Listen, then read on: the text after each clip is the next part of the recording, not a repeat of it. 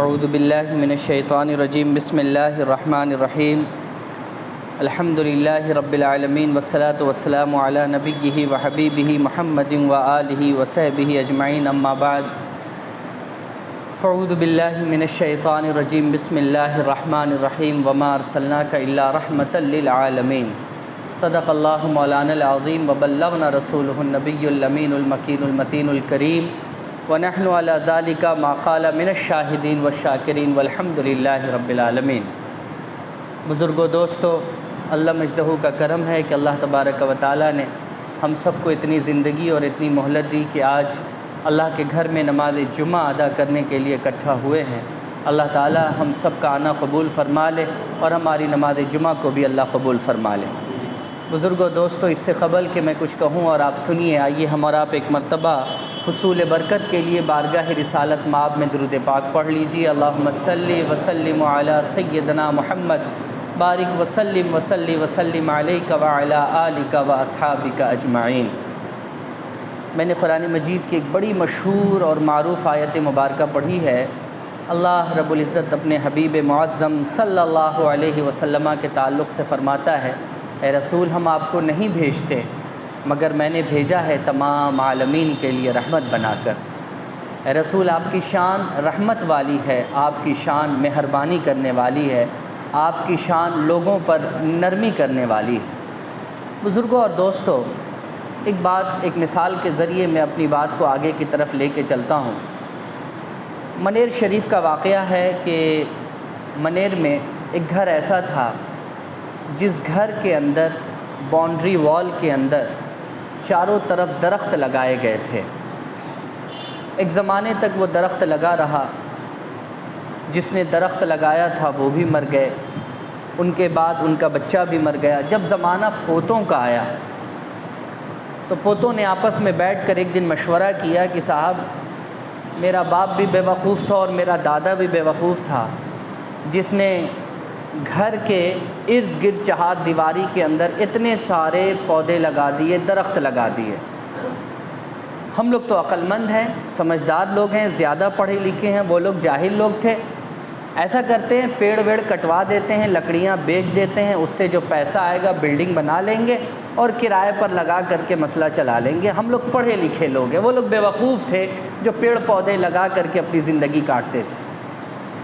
جب پوتوں نے یہ مشورہ کیا، مشورے میں یہ بات پاس ہو گئی، درختوں کو کاٹ دیا گیا، لکڑیاں بیچ دی گئیں۔ رات کے وقت لوگ سوئے، صبح میں پتہ چلا کہ ایک آدمی بھی اٹھ نہ سکا۔ وجہ کیا تھی؟ وجہ یہ تھی کہ جب درخت کاٹ دیا گیا تو اس کے گھر میں سانپ کا حملہ ہوا۔ سانپ کا حملہ ہوا، بہت سارے سانپ اس کے گھر کے اندر داخل ہوتے ہیں اور ہر ایک کو انہوں نے ڈسا اور ہر ایک اس میں سے مر گیا۔ یہ منیر کا واقعہ اور بہت مشہور واقعہ ہے، ہمارے پٹنہ سے تھوڑے سی ہی دوری پر ہے، کوئی بہت زیادہ دوری پر نہیں ہے۔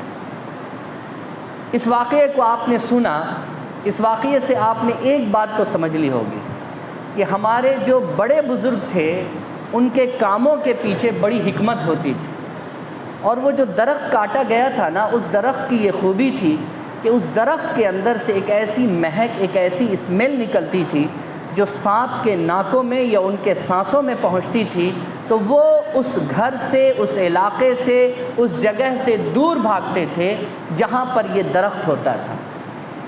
تو بڑے بزرگوں نے اس درخت کو اس لیے لگا دیا تھا کہ گھر سانپ کے حملے سے محفوظ رہے گا، سانپ کے زہر سے محفوظ رہے گا۔ وہ عقل مند لوگ تھے، بعد کے پڑھے لکھے لوگ اتنے عقل مند ہو گئے کہ بھئی اس درخت کو ہی کٹوا دیا۔ نتیجہ یہ ہوا کہ سانپ نے آ کر کے سب کو ڈسا اور سب کے سب مر گئے۔ گن کس میں تھا؟ درخت میں تھا۔ درخت کو کاٹ دیا، نتیجتاً وہ سب کے سب مارے گئے، وہ سب مر گئے۔ آپ نے یہ واقعہ سمجھ لیا، بہت اچھے سے سمجھ لیا کہ پہلے کے لوگ بے وقوف نہیں ہوتے تھے، اور وہ جو منیر والے تھے وہ تو اور بھی بے وقوف نہیں تھے کہ اپنے گھر کے چاروں طرف انہوں نے وہ درخت لگا دیا تھا جس کی مہک سے زہریلے سانپ دور رہتے تھے۔ کٹوا دیا، نتیجہ آپ کے سامنے ہے۔ اب یہ واقعہ میں نے کیوں سنایا؟ اس واقعے کے ذریعے ایک بات سمجھیے۔ میلاد النبی صلی اللہ علیہ وسلم، حضور کی آمد حضور کی شان، حضور کی عظمت کو جو ہمارے بڑے بزرگ بیان کرتے تھے، آج کل کے پڑھے لکھے طبقوں نے کہا کہ یہ کس کام کا ہے، کیا ضرورت ہے اس کی، اسے تو بند کر دینا چاہیے، اس سے خرچہ ہوتا ہے، اس سے لوگ پریشان ہوتے ہیں، اس سے ٹائم کلنگ ہوتی ہے، نہیں سمجھ رہے، ہم نے اتنا پڑھا لکھا ہے، کیا ضرورت ہے یہ سب ساری چیزیں کرنے کی، یہ کوئی ضروری چیز نہیں ہے کہ اسے کیا جائے۔ نتیجہ یہ کہ دھیرے دھیرے میلاد کی جڑیں لوگ کاٹنے لگ گئے، یہاں تک کہ پہلے کے مقابلے اب میلاد کتنی ہوتی ہے جی؟ حالت یہ ہوئی کہ جب وہ درخت، وہ پیڑ، وہ جڑیں کٹنے لگی میلاد کی، تو چاروں طرف سے کفر کا زہریلا سانپ ہم لوگوں کو ڈسنے لگا، یہاں تک کہ ہمیں اب یہ بھی مسئلہ نہیں معلوم کہ نماز میں کتنی چیزیں فرض ہیں جو میلاد میں سیکھی جاتی تھی، ہمیں یہ نہیں معلوم کہ غسل میں کتنی چیزیں فرض ہیں جو میلادوں میں سکھائی جاتی تھی، ہمیں یہ نہیں معلوم ہے کہ صاحب وضو میں کتنی چیزیں فرض ہیں جو میلادوں میں سکھا دی جاتی تھی، ہمیں یہ نہیں معلوم ہے کہ نماز جنازہ پڑھنا کیا ہے اور نماز جنازہ میں کیا پڑھا جائے، یہ چیز ہمیں میلاد میں سکھائی جاتی تھی، ہم نے میلاد ختم کر دی، یہ چیز بھی ہمارے درمیان سے رخصت ہو گئی۔ نبی کریم صلی اللہ علیہ وسلم کی شان کیا ہے، عظمت کیا ہے، بلندی کیا ہے حضور کی، ہر امت مسلمہ کے لیے یہ جاننا ضروری تھا۔ میلاد ختم کر دی گئی، بے برکتی کا زہر ہمارے اوپر حاوی ہو گیا، اور آج ہم مردہ قوم ہو کر کے پوری دنیا میں پھیلے اور پسرے ہوئے ہیں۔ کیا آپ میری بات سے متفق ہیں یا نہیں ہیں؟ یہ واقعہ میں نے آپ کو اس لیے سمجھایا کہ صاحب ہمارے بڑے بزرگوں نے جو درخت لگائے تھے نا، اس کے پیچھے بڑی حکمت تھی اور بہت اس سے فائدہ ہوتا تھا، لیکن آج کل کی پڑھائی پڑھ کر کے جو لوگ یہ سمجھتے ہیں کہ ہم پہلے والوں سے زیادہ جانکار ہیں، اس لیے یہ چیزیں ختم کر دی جائیں، تو نتیجہ سوائے بربادی کے کچھ ہاتھ نہیں لگتا ہے۔ اس لیے اللہ کے رسول کا تذکرہ، اللہ کے رسول کی باتیں، اللہ کے رسول کی سنت، اللہ کے رسول کا طریقہ لوگوں کے سامنے میلادوں میں بیان کرتے رہنا، یہ ہر مسلمان کے لیے ضروری ہے، تاکہ کم سے کم وہ کفر کے زہریلے سانپوں سے بچا رہے اور اپنے اندر ہونے والی غلطیوں اور خرابیوں کو دور کرتا رہے۔ آج حالات کیا ہیں بھائی؟ میں ایمانداری سے آپ سے ایک بات پوچھنا چاہتا ہوں۔ آج ہمارے مسلم معاشرے کی بچیاں غیر مسلم کے ساتھ، مسلم معاشرے کا بچہ غیر مسلم بچیوں کے ساتھ، آج ہمارے یہاں درگا پوجا بڑی اطمینان کے ساتھ جا کر کے لوگ مناتے ہیں، ہمارے یہاں ہولیاں لوگ آ کر کے مناتے ہیں، ہمارے یہاں ہر وہ چیز ہوتی ہے جو غیروں کے یہاں ہوتی ہے۔ یہ کیوں ہوتی ہیں؟ یہ کس لیے ہوتی ہیں؟ ایک مسلمان وہ جواب کیوں نہیں دیتا جو جناب محمد رسول اللہ نے دیا تھا، لکم دینکم ولی دین، تمہارا دین تمہارے لیے ہے، میرا دین میرے لیے ہے، ہم اس کے لیے کافی ہیں۔ ہم اتنے سیکولر کیسے بن سکتے ہیں کہ ہم دیوی دیوتاؤں کے اوپر مالا اور ہار چڑھا دیں؟ ہم اتنے سیکولر کیسے ہو سکتے ہیں کہ تمہارے دھرم اور مذہب کے آگے ہم اپنا سر جھکا دیں؟ ہم اتنے سیکولر نہیں ہیں۔ آج اگر کوئی سیکولر بن رہا ہے تو سبب یہ ہے کہ اس نے جناب محمد رسول اللہ کی تاریخ اور حضور کے طریقے کو پڑھنا، سننا، سمجھنا چھوڑ دیا۔ میلاد کو سمجھیے، میلاد پر لوگ جھگڑا کرتے ہیں، لیکن جب میلادوں کی کثرت تھی، جب اللہ کے رسول کے شان اور حضور کی سنت کو جب پھیلایا جاتا تھا میلادوں کے ذریعے، تو اس قدر گمراہیت نہیں تھی جتنی کہ آج گمراہیت ہے۔ کیا آپ میری بات سے متفق ہیں یا نہیں ہیں؟ اگر آپ متفق ہیں تو پھر یہ جواب بنتا ہے کہ حضور کی شان، حضور کا طریقہ، حضور کی سنت کو میلاد کے ذریعے آج کے وقت میں پھیلانا ہر مسلمان کی ذمہ داری ہوتی ہے، اور ہر مسلمان کے لیے یہ ضروری ہے کہ وہ اپنے گھروں میں، دکانوں میں، اپنے محافلوں میں، مجلسوں میں بیٹھ کر اللہ کے رسول کا تذکرہ خود کرے، یہ زیادہ بہتر ہے۔ اگر خود نہ آتا ہو تو کم سے کم جانکاروں سے کروائے، تاکہ کم سے کم ہمارا معاشرہ، ہمارا سماج غلط کاموں سے، برے کاموں سے بچا رہے۔ ہم اپنے بڑوں کے کام کو برا کہہ کر کے بچ نہیں سکتے ہیں، ٹھیک اسی طریقے جیسا کہ منیر میں معاملات ہوئے۔ تو بزرگوں اور دوستوں، میلاد کا پیڑ ہمارے بڑے بزرگوں نے اس لیے لگایا تھا کہ کفر کا اژدہا ہم لوگوں کے اوپر حاوی نہ ہو، لیکن ہم نے اس درخت کو کاٹنا شروع کر دیا، کفر کا اژدہا آج ہم لوگوں پر حاوی ہو چکا ہے۔ اب میں اس بات کی طرف آپ کو لانا چاہتا ہوں کہ نبی کریم صلی اللہ علیہ وسلم اس دنیا میں کیوں آئے تھے۔ اس سے دو کام ہو جائے گا، ایک تو یہ کہ حضور کے آنے کا مقصد سمجھ میں آ جائے گا، اور دوسرا یہ کہ میلاد پڑھ لی جائے گی، کیونکہ میلاد کہتے ہیں مولود، ولادت کا تذکرہ، آنے کا تذکرہ، دنیا میں تشریف لانے کے تذکرے کو میلاد کہتے ہیں۔ میں حضور کی آمد کا تذکرہ کرتا ہوں، اور اس آمد کی وجہ کیا تھی، مقصد کیا تھا، میں اسے چند منٹوں میں سمیٹ کر آپ کے سامنے رکھتا ہوں۔ صحابی رسول حضرت کعب الاحبار رضی اللہ تعالی عنہ اس حدیث کے راوی ہیں۔ آپ فرماتے ہیں کہ میں نے یہودیوں کی کتاب میں یہ بات پڑھی تھی، اور یہودی کی کتاب کون سی ہے؟ توریت۔ اور توریت کے کچھ حصے جو بنائے گئے اور توریت کی جو تفسیر لکھی گئی تھی، ان تفسیر کی کئی کتابوں میں نے یہ بات پڑھی۔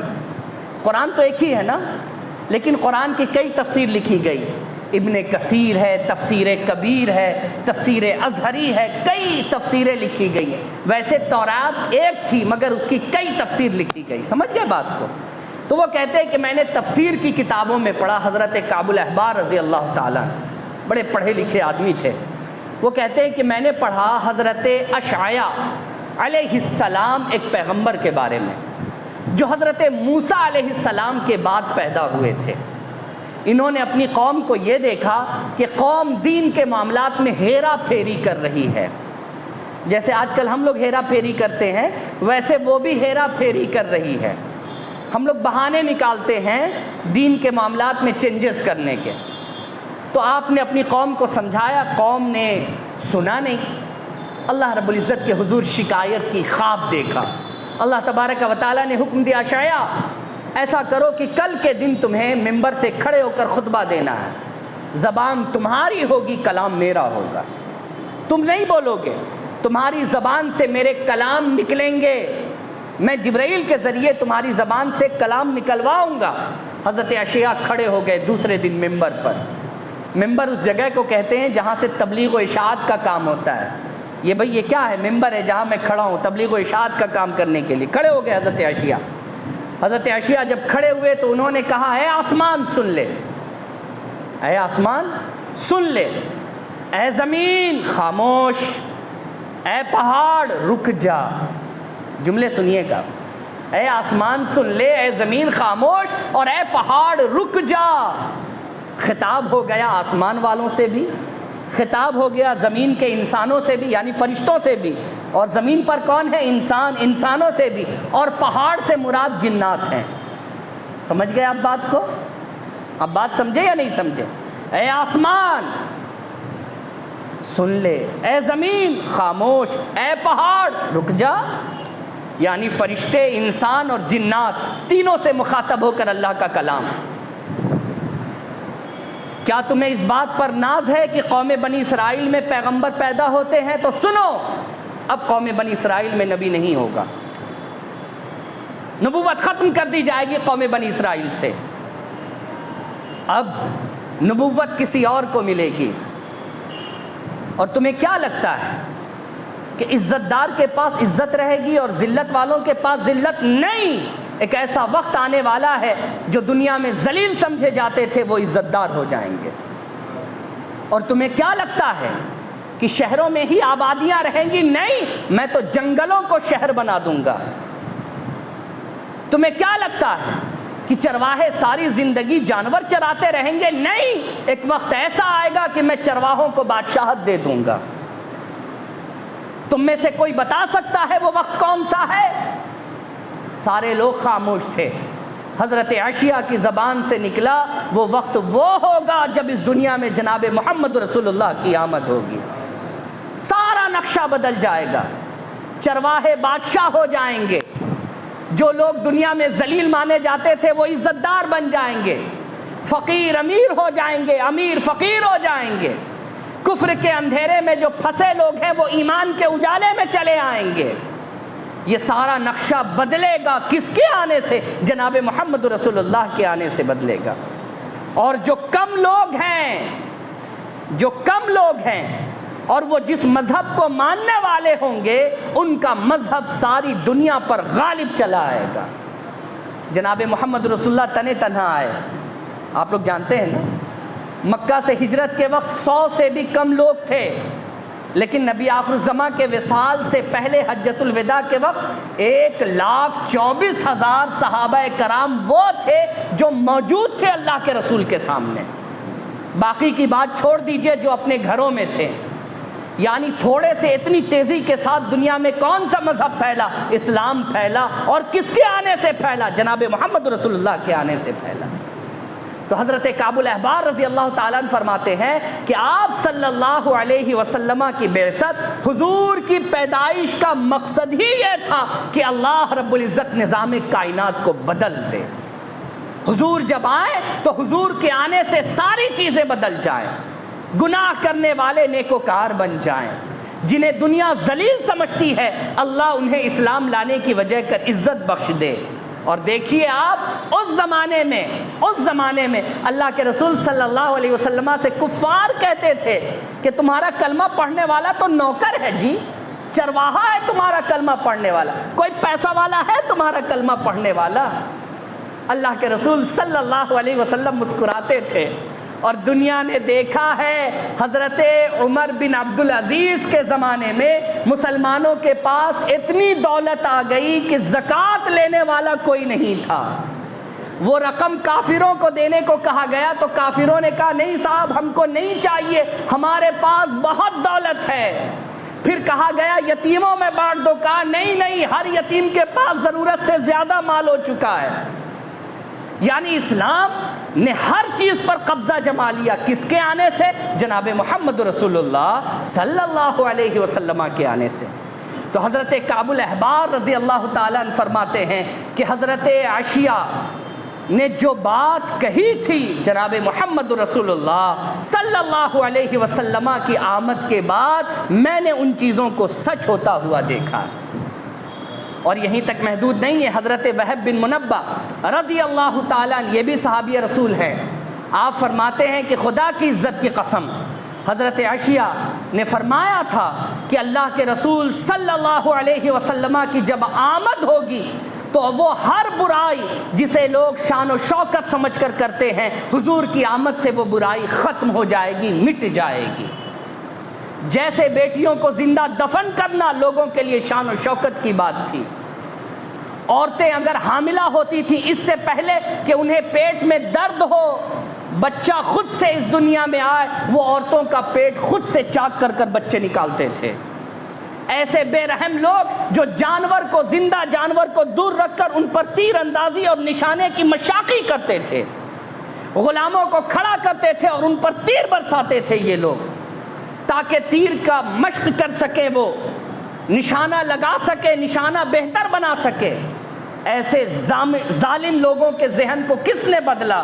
حضرت وہب بن منبہ فرماتے ہیں اللہ کے رسول صلی اللہ علیہ وسلم نے یہ ساری شان و شوکت کی چیزوں کو ختم کر دیا، اور یہ معجزہ تھا اللہ کے نبی صلی اللہ علیہ وسلم کا، اور یہ مقصد تھا جناب محمد رسول اللہ صلی اللہ علیہ وسلم کے اس دنیا میں تشریف لانے کا، کہ ظلم و جاہلیت کو، بربریت کو، تشدد کو، اختلاف کو، تضاد کو، جھگڑے کو اس دنیا سے ختم کر دیا جائے۔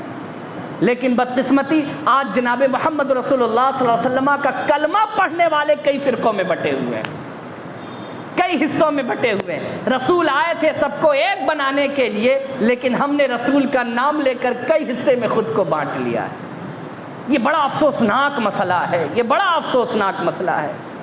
ایک بات آپ جان لیجئے، حضرت وہب بن منبہ رضی اللہ تعالیٰ عنہ فرماتے ہیں کہ ایک یہودی جو بنی عبد الاشہل کا تھا، وہ ایک موقع سے کھڑے ہو کر مدینے میں کھڑے ہو کر پہاڑی پر وہ چڑھ گیا، اور اس نے وہاں پر کہا لوگو میں تم کو ایک بات بتاتا ہوں، یاد رکھو دنیا میں اچھے کام کرو، اگر برے کام کرو گے تو تمہیں جہنم میں اللہ جلائے گا، اور اچھے کام کرو گے تو تم کو جنت میں جگہ دی جائے گی۔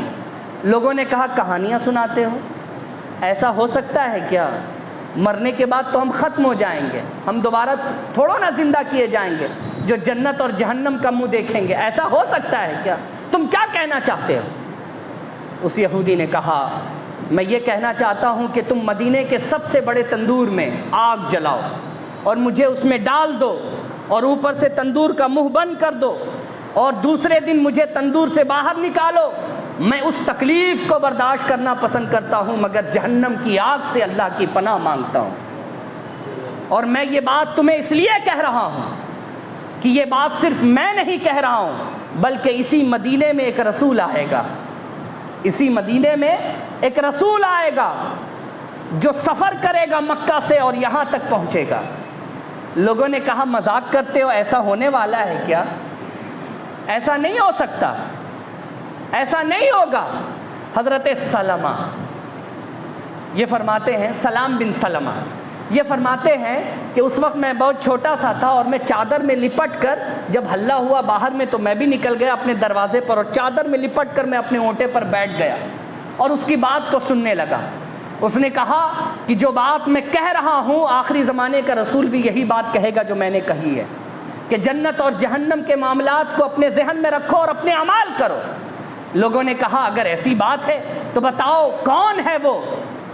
تو انہوں نے کہا، اس یہودی نے کہا یاد رکھو تم میں سے کوئی دیکھے نہ دیکھے لیکن مجھے یقین ہے، حضرت سلام بن سلمہ کی طرف اشارہ کر کے فرمایا مجھے یقین ہے کہ اس بچے کی زندگی وفا کرے گی اور یہ بچہ اس پیغمبر کو دیکھے گا، اس پیغمبر کو دیکھے گا۔ تو حضرت اسلام فرماتے ہیں کہ خدا کی عزت کی قسم جناب محمد رسول اللہ صلی اللہ علیہ وسلم جب مدینہ تشریف لائے تو میں نے حضور کا جو پہلا خطبہ سنا تھا مجھے یہودی کا وہ خطبہ یاد آ گیا جو اس نے جناب محمد رسول اللہ صلی اللہ علیہ وسلم کی زبان سے ادا کرنے کی بات کہی تھی کہ اللہ کے رسول نے جنت اور جہنم کے تعلق سے فرمایا تھا کہ اپنے اعمال پر نظر کرو وگرنہ اللہ کا فیصلہ بہت سخت ہے، تم میں سے ہر کوئی برداشت نہیں کر سکتا۔ بتانے کا مقصد یہ ہے کہ اللہ کے رسول صلی اللہ علیہ وسلم بہتر اعمال کی تربیت کرنے، بہتر اعمال کرنے کی نصیحت کرنے کے لیے اس دنیا میں تشریف لائے تھے۔ حضور لوگوں کو جنت کے بارے میں بتانے اور جہنم سے ڈرانے کے لیے اس دنیا میں تشریف لائے تھے۔ حضور ظلم کو چھانٹنے اور اچھائی کو لانے کے لیے اس دنیا میں تشریف لائے تھے۔ حضور ظالموں کو ختم کرنے اور مظلوموں پر رحم کرنے کے لیے حضور تشریف لائے تھے۔ حضور جھوٹ کو ختم کرنے اور سچائی کو غالب کرنے کے لیے تشریف لائے تھے۔ یہ میں نہیں کہہ رہا بلکہ اللہ کے رسول سے پہلے آنے والے پیغمبروں نے بھی کہا ہے اور یہودیوں کے عالموں نے بھی کہا ہے۔ حضور کی میلاد کا مقصد یہ تھا، تو صرف 12 ربیع الاول یا 9 ربیع الاول یا 11 یا پورے مہینے صرف میلاد کر لینے سے مسئلے کا حل نہیں ہے، میلاد کے مقصد کو پا لینے سے مسئلے کا حل ہوگا۔ اور میں امید کرتا ہوں کہ انشاءاللہ میری بات آپ لوگوں کے ذہن تک پہنچی ہوگی اور اللہ رب العزت ہم لوگوں کو اس پر عمل کرنے کی توفیق دے۔ آمین بجاہ سید المرسلین وآخر دعوانا ان الحمدللہ رب العالمین۔ السلام علیکم ورحمۃ اللہ۔